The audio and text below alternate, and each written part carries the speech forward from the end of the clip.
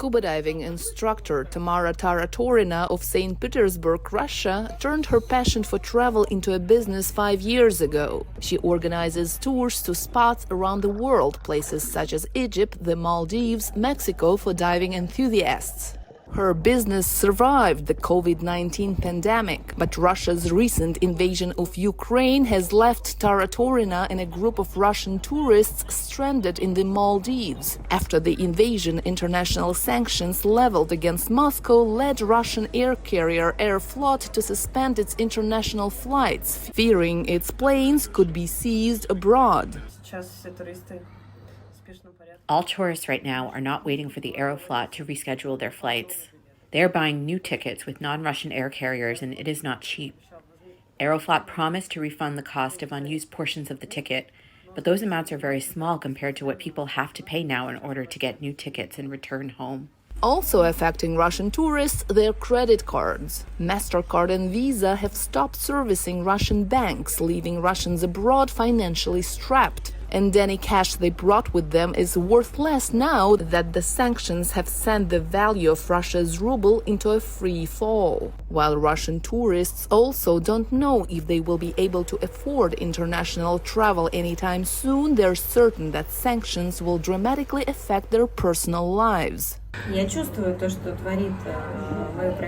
I literally feel how the actions of my government affect my pocket. And until every Russian person will feel it, nothing is going to change. It is only a human thing to care about yourself. And now the situation affects me directly because international companies limited all supply to Russia.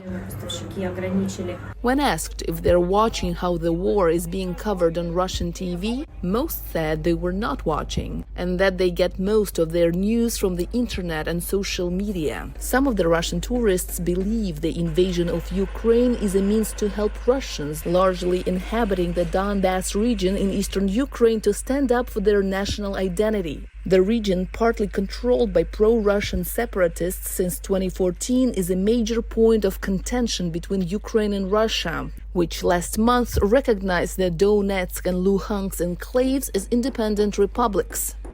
Andrei Nikulin, who said he reads multiple online sources for his information, said he believes the reason for the conflict in Ukraine is genocide of Russian people there, which Ukrainians and an overwhelmingly vast numbers of Westerners describe as a talking point of Russian propaganda.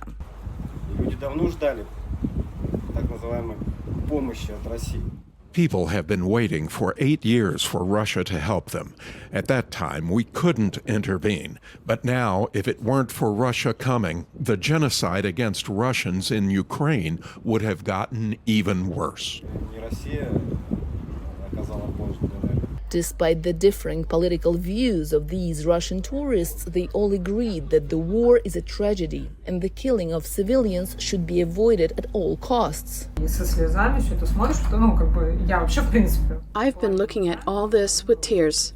Me, personally, I am half Russian, half Ukrainian, and I can't pick a side. You realize that it's all politics. The war is manipulated between two brother nations. It will end one day, but the trauma will stay. We need to get through this and need to stay humans on both sides.